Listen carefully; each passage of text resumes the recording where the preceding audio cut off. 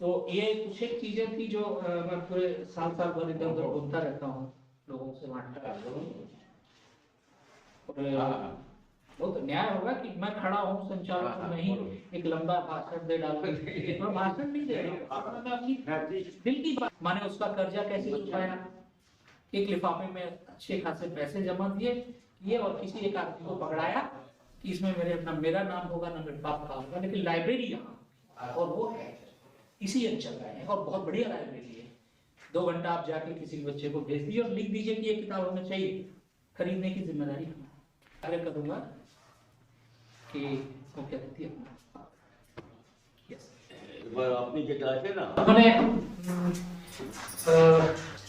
हिंदुस्तान की आजादी का 1926, 27, 28 का पीरियड देखा होगा, जहां विशेषकर वो हिस्सा जो पाकिस्तान में चला गया, वहां की जो सोशल फॉर्मेट है उसमें आजादी की जो जंगे आजादी है वो जिन लोगों ने लड़ी है, जिन संस्थाओं ने लड़ी है, आज वो संस्थाएं दूसरी जगह, उसमें एक आर्य समाज भी है। बहुत सारे लोगों ने बहुत तरह के बलिदान दिए हैं, श्लोकों का शुद्धिकरण किया है, वो अलग चीज है। तो मैं ऐसे शास्त्री जी हमारे बीच में उपस्थित हैं, दूध न सही तो लाभ झाड़ी सही। যদি আমরা সংস্কৃতিকে ভালোভাবে জানতে পারি তো মূর্তিটা যদিও কিছু নয়, কিন্তু আমরা পড়াতে গেলে ম্যাপের ব্যবহার করি কিনা। ম্যাপের মধ্যে তো সাগরে জল থাকে না, নদীতে জল থাকে না, পাহাড়ের পাথর থাকে না, রেল সড়কে ট্রেন চলে না, তো ম্যাপটা প্রয়োজন যদি হয় তাহলে ঈশ্বরকে বোঝাতে গেলে কোনো সাহারা দরকার হয়, সেটা মূর্তি। সেই জন্য আমি আমার বড় বড় বিদ্বানদের সঙ্গেও পাল্লা লড়ে এক জায়গায় বলতে হয়েছে আমাকে যে আর্য সমাজীরা মূর্তি পূজা করে না, আপনারা এরকম অপপ্রচার শুনেন। আমি বলছি আর্য সমাজীরাই প্রকৃত মূর্তি পূজা। আমি সেখানে যুক্তি দ্বারা এস্টাবলিশ করেছিলাম যে পিতৃদেব, মাতৃদেব, আচার্য দেব, অতিথি দেব, দম্পতি দেব, এই মূর্তির পূজা, চেতন মূর্তির পূজা সৎকার সেবা করেন কি করেন না? বলে হ্যাঁ করি। তাহলে আপনি 50% অ্যান্সার পেয়ে গেলেন। আর 50% অ্যান্সার যদি আমি বুঝিয়ে দিতে পারি তাহলে আপনারা মূর্তি পূজা করেন। বলছে আর 50% আমরা তো নিরাকারের না করি, কিন্তু মূর্তি জড় মূর্তির করি না। আমি বলি তাও করেন, কিরকম না? ঋষিরা বলছেন এই যে জড় জগৎ, গীতাতে 8টা জড় প্রকৃতি বলা হয়েছে, কিন্তু আমরা তো স্থূলত 5টা দেখাতে পারবো। কৃতি অপ্তেজ মরুদ্ভূম, মূল তত্ত্ব, জড়ের মূল তত্ত্ব। এই 5টা জড় দেবতার পূজা কি করে হয় ঋষিরা বলছেন, আমার কথা না, আর্য সমাজের কথা। অগ্নি মুখে খাদন্তি দেবাহা, যখনই অগ্নিতে দেবেন তখন চেতন এবং অচেতন দেবরা সবাই সেটা গ্রহণ করে পরিপুষ্ট হয়। তো চেতন দেবরা সবাই খাচ্ছেন আর এই অগ্নি, বায়ু, জল পরিপুষ্ট হচ্ছে, এনভায়রনমেন্ট পলিউশন ফ্রি হচ্ছে। তো সেই জন্য আমি এগুলোকে এস্টাবলিশ করেছি, যার ফলে এত সুন্দর সুন্দর আমারও কাব্য সাহিত্য রচনা কিন্তু অন্য দেশে प्रार्थना बना ठीक है नहीं সেই জন্য এত সুন্দর সবচেয়ে প্রথম কে মূর্তিকার হয়েছে? কে মূর্তি? হ্যাঁ, কে মূর্তিকার হয়েছে, মূর্তি গড়েছে, মূর্তি বানিয়েছে। আচ্ছা আল্লাহ मैं आपको एक बात बताता हूँ। अपने पूरे जीवन में आदम के मूर्ति से गढ़ा, उनका छोटा करते के बोल रहे? सर आप प्रार्थना पर आ जाइए। খুবই সুন্দর। দেখুন আমি আপনাদের কাছে আমি তো ক্ষুদ্র আছি, আর প্রত্যেকের নিজ জায়গাতে সৃষ্টি রচনার কৌশলে অনেকখানি অধিকার করেছেন। আপনারা সব বয়সের অন্তিম প্রান্তে এসেছেন, আর প্রত্যেকে আমরা সৃজনশীলতা দিয়ে আমাদের ভারত মাতাকে পুষ্ট করছি, আমাদের সাহিত্যকে, কাব্যকে। আমি আমার কনসেপ্টটা যতটা বুঝেছি, জেনেছি, তার মধ্যে ঘাটতি থাকতে পারে, কমই থাকতে পারে। কি বিজ্ঞানী সত্যেন বোসকে যখন বলা হয়েছিল যে আপনি अच्छा आगे बढ़ते हुए मैं अनिल जायसवाल जी से आग्रह करता हूँ कि वो मुख्य अतिथि को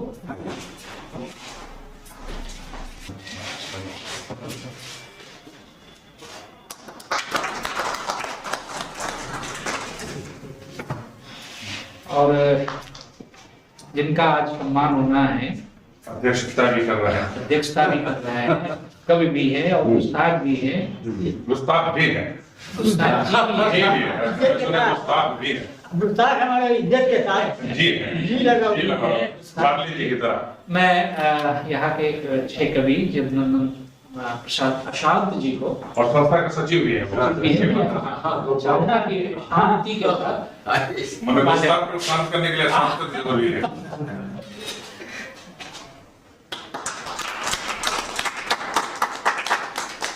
और इसी के साथ हमारे जो आज के जो संचालक महोदय हैं, मैं कुमार जगदलवी जी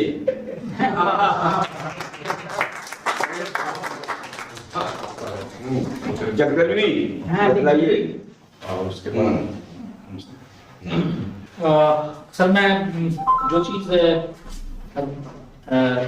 मुख्य अतिथि को कहनी थी वो मैं कुछ हिस्सा मैंने कह डाला, मैं बाद में ख्याल कि नहीं यार ये तो मेरा हिस्सा नहीं है, तो मैं अब सादर उनको आमंत्रित करता हूँ कि वो आप इस अवसर पर अपना आदरणीय अतिथि वक्तव्य रखें। श्रद्धेय महानुभाव सज्जन वृंद गुरुजनों, प्रथम मेरा नमस्कार स्वीकार करें। ओम विश्वानि देव सविता दुरितानि पराशुभ यद भद्रं तन आशुभ। ओम सुपकाराय अस्मान विश्वानि देव बहुनानि विद्वान विदसम जुहुरामेनो भूयिष्ठान्ते नमोक्ति विधे। बहुत गर्वित है, बहुत जोश है हमारे अंदर आज, इसलिए कि इन तमाम विद्वानों के बीच में मामूली पढ़ा लिखा साधारण व्यक्ति आपके सामने खड़ा है। हमारे माता जी नारायण दुबे, बड़े भाई का नाम था चंद्रशेखर दुबे, माता जी है ना, जगदल में एक हस्ती थी, भाटपाड़ा म्यूनिसिपैलिटी में काम करते थे, प्रेमी थे, नाटककार थे, साहित्यकार थे, कहानी थे, लिखते थे, बहुत कुछ सामाजिक चेतना उनका। लेकिन गरीबी साथ छोड़ा नहीं, दयनीय अवस्था में रहते थे, कमजोर थे, समाज में रहते थे, लेकिन समाज वालों ने उनके बारे में कोई चिंता नहीं, सोचा नहीं कि इस तरह का तो बुद्धिजीवी वर्ग, चतुर विद्वान जैसे पिछड़ा हुआ इलाका है, बैकवर्ड है, ये इलाका बैकवर्ड है। हिंदुस्तान में कोई भी ऐसी जाति नहीं है जो है जगदल में नहीं रहता हो। पुली लाइन ये सब है ना, रोडवेज पुली लाइन, बीएल बस्ती लाइन, टाउन नहीं, एरिया नहीं, बस्ती लाइन, बीएल जितने भी हैं सब बीएल।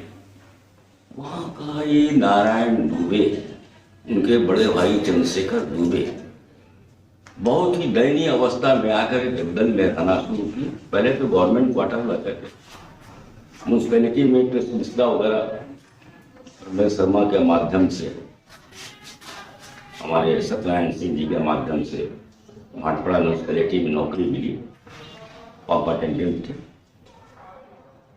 होनहार हमने देखा है, जितने होनहार हैं दौलतमंद तिजोरी वालों के घरों में नहीं, गरीबों का।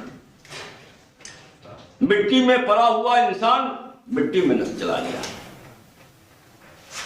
लेकिन उसे कीमत, उसका जो मूल्य है वो लोगों ने नहीं समझा। खैर गुजर गए। पेंशन की लड़ाई हमने लड़ने की चेष्टा की, विफल हो गए, इसलिए कि किसी ने कह दिया कि आपका जो पीएफ होगा रुपया सब जमा हो जाएगा, उससे कोई विशेष फायदा नहीं। उस बात पर वो टिक गए। नतीजा ये हुआ कि पेंशन से वंचित हो गए। हमने समझाया कि पेंशन लीजिए, कि मेरी बातों को नहीं माने।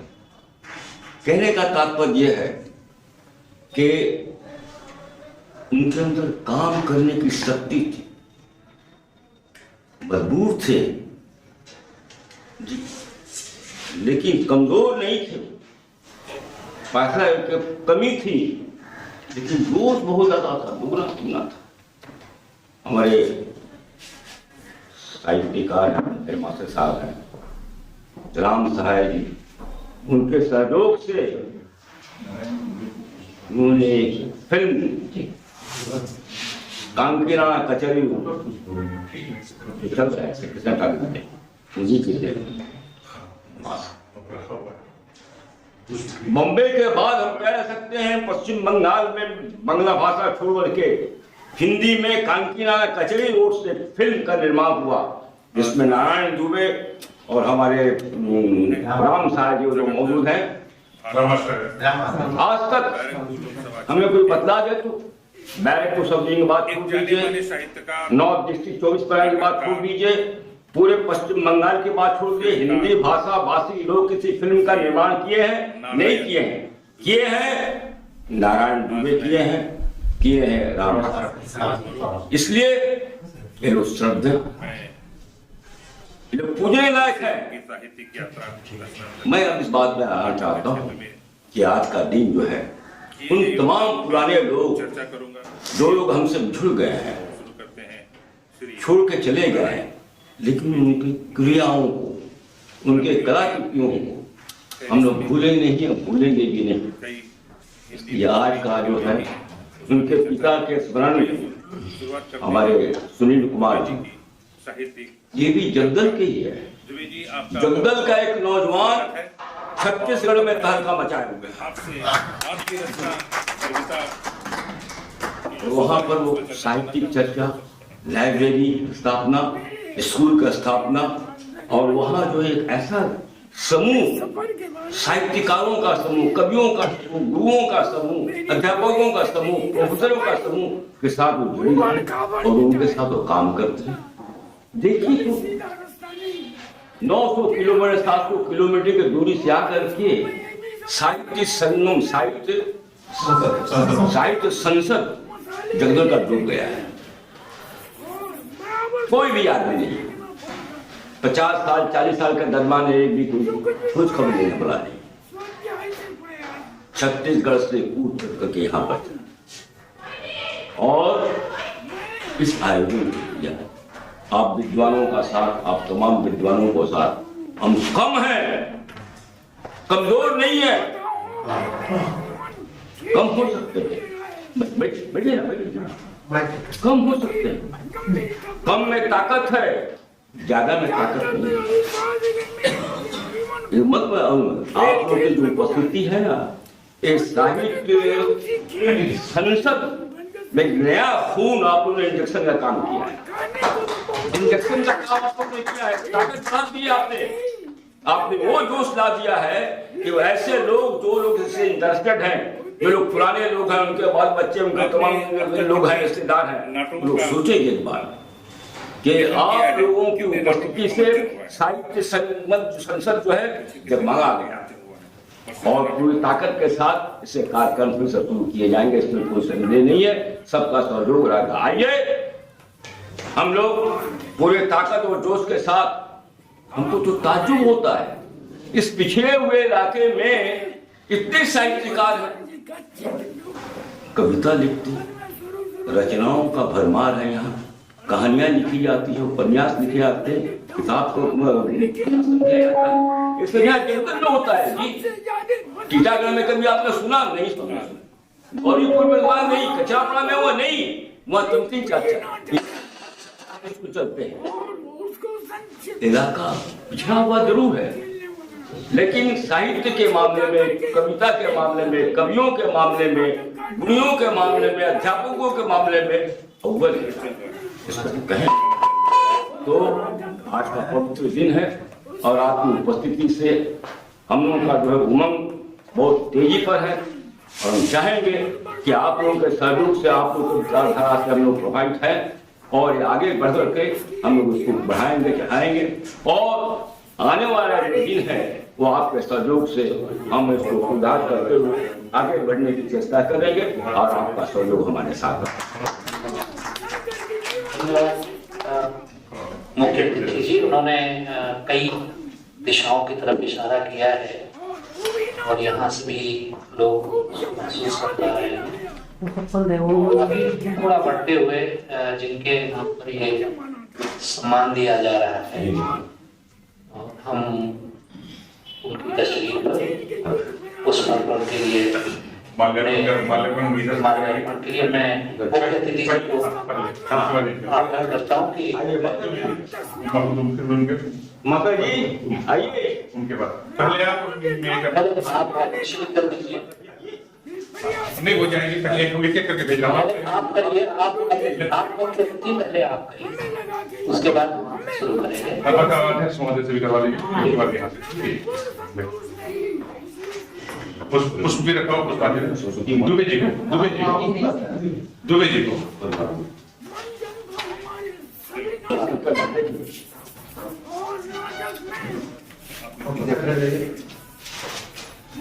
देख लीजिए।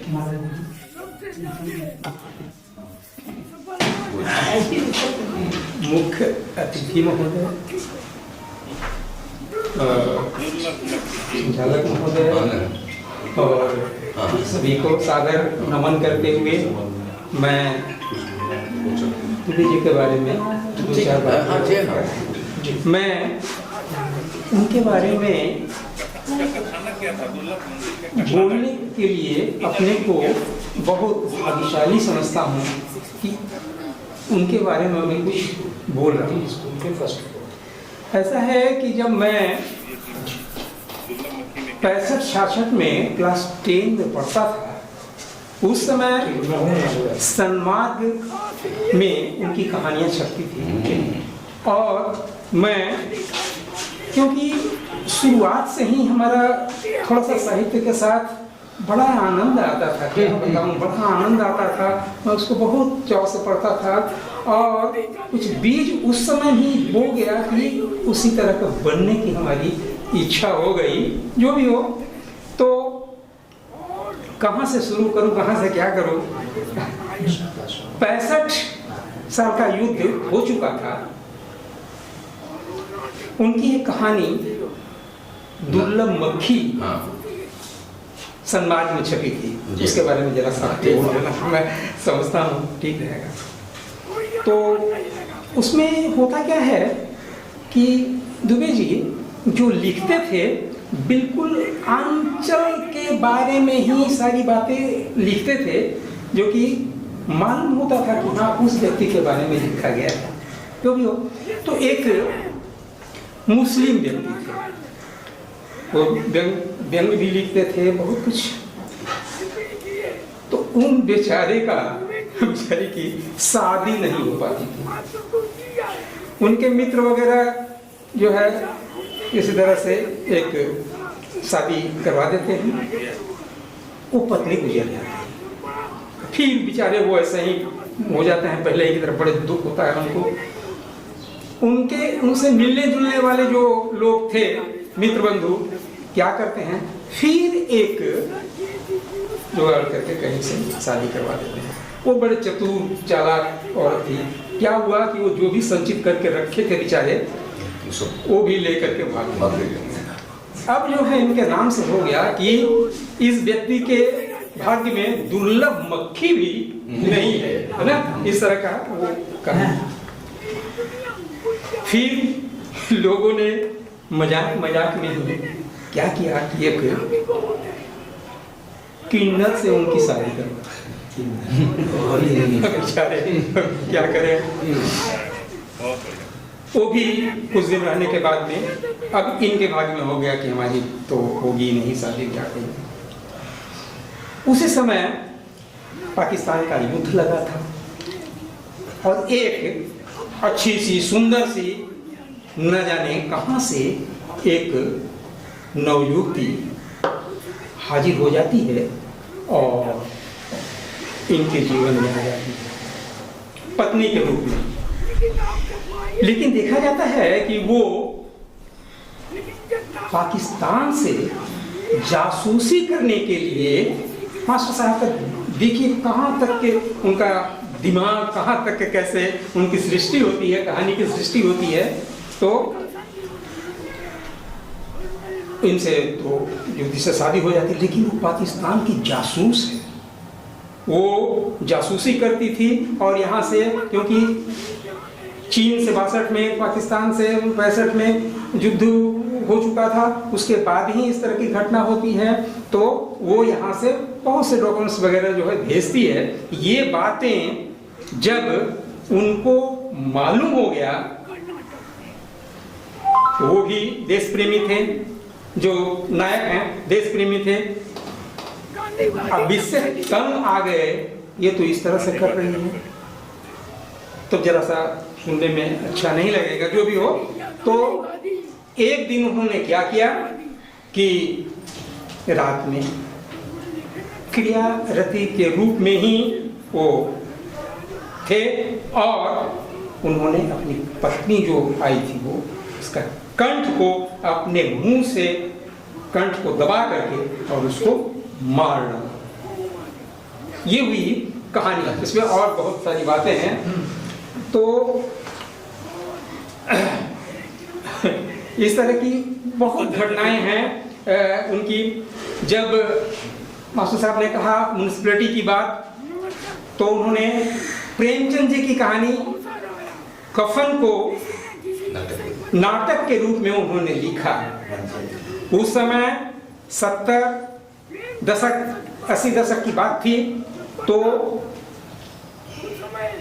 वामपंथियों की सरकार थी। उस समय जगह जगह एकांकी नाटक प्रतियोगिता बहुत होती थी और ये उस नाटक को लिखे तो घीशु, माधव और बुधिया, तो वो कहानी तो सभी जानते ही हैं। ऐसा हुआ कि जब बुधिया मर जाती है तो उसमें वामपंथियों के समय का विचारधारा देने के लिए उन्होंने क्या किया, स्टेज पर ही वो जब वो जाते हैं, ये लोग जाकर के पूरी बहुत खाते पीते हैं, आते हैं, तो फिर क्या करते हैं, वो जमींदार फिर पैसा देते हैं और फिर से उनका वो बुधिया का संस्कार किया जाता है। तो स्टेज पर ही वो लाइट वगैरह से आग लगा करके, और ये जो वामपंथियों का ये विचारधारा, कोई वामपंथी होंगे तो क्षमा कीजिएगा, जो भी हो, उस तरह से उसमें और जो है भूचाल लागे तो बड़ी वाहवाही होती थी। और ये जो नाटक होता था वो फर्स्ट प्राइज पा जाता था कहीं भी, है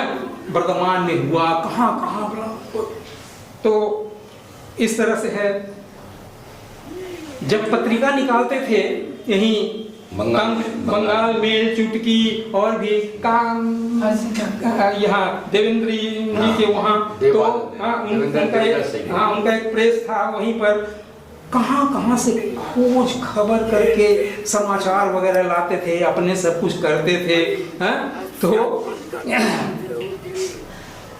एक वहां पर मुस्लिम व्यक्ति वहां भी एक थे, इनके साथ ही साथ रहते थे, तो क्या नाम था, जूमबली, देखिए आपको याद भी है। उस समय मास्टर साहब ललिता देवी विद्यालय जो है बच्चियों का स्कूल है, उसमें पढ़ाते भी थे। परमेश्वर शर्मा जी के वहां रहते थे और मास्टर साहब तो कहा कि स्थिति बड़ी नाजुक थी। तो जूनबली जो थे वो भी पढ़े लिखे व्यक्ति नहीं थे, लेकिन इनकी पत्नी गांव में थी, 2 बच्चे थे। वहां से जो चिट्ठियां आती थी, मास्टर साहब ही चिट्ठियों को पढ़ते थे, उनको सुनाते थे और वो जूनबली जो कहते थे उसको फिर चिट्ठी में लिख करके और फिर भेज दिया जाता था। एक समय की बात है कि एक गोष्ठी हो रही थी, सभी लोग अपनी अपनी कविताएं पढ़े। तो मास्टर साहब से जब कहा गया कि आप भी, तो बोले हम तो मूल रूप से कवि नहीं हैं, लेकिन हमारी एक रचना इस भोजपुरी में। उन्होंने पढ़ा कि ये जूनबली की पत्नी वहां से चिट्ठी, ये काल्पनिक है, काल्पनिक क्या है, असलियत है, लेकिन ये अपने मन से उसको लिखे हैं कि एक चिट्ठी आती है।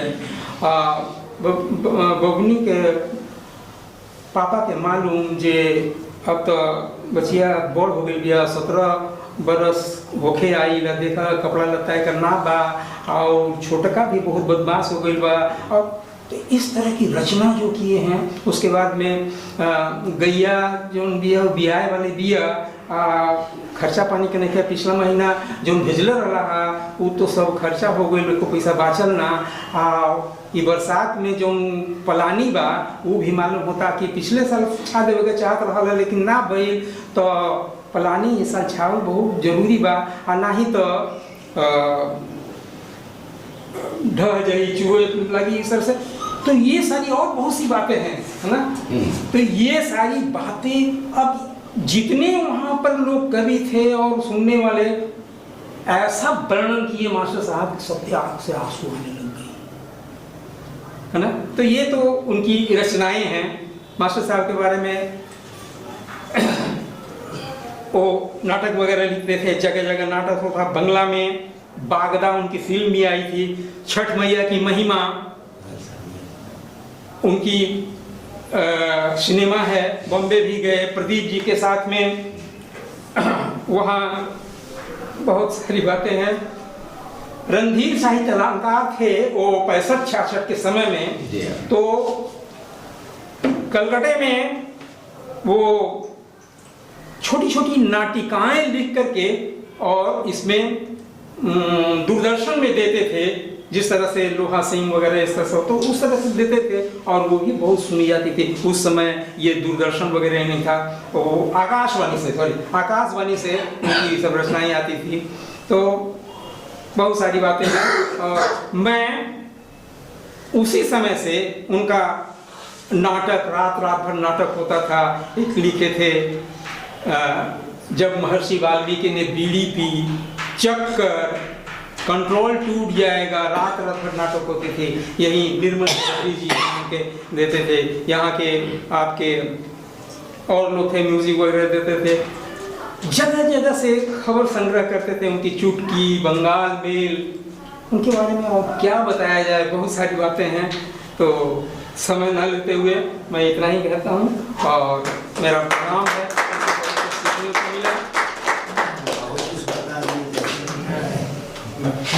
छोटी वंदना अच्छा 5 कव्वाल बना दिया, मार के हारमोनियम सिखाया। 5 कव्वाल हिंदी लड़कों में उत्साह मैंने नहीं देखा। सुनाइए। वरदायिनी मां शारदे तू विद्या की खान, किस विधि तव वंदन करूं मैं प्राणी अभियान।